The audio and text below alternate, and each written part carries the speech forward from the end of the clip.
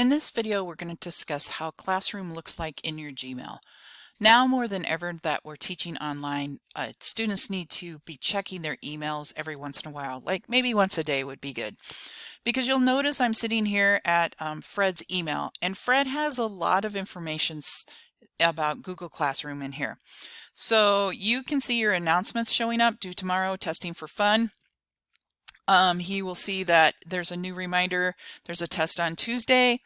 Due tomorrow, favorites, new assignment. So he's got a couple of new assignments sitting in there, and you can actually get to your assignments from your email if you want to. So you just click on it and you click open, and your assignment will pop up, and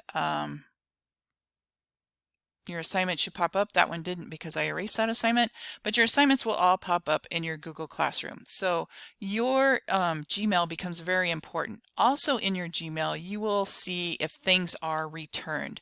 So if they're returned, please don't just resubmit them. Actually look at them, okay?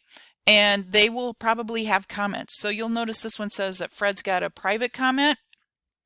And Fred also says that he has an assignment that was returned, and you want to make sure that you click on that, and that will show your assignment.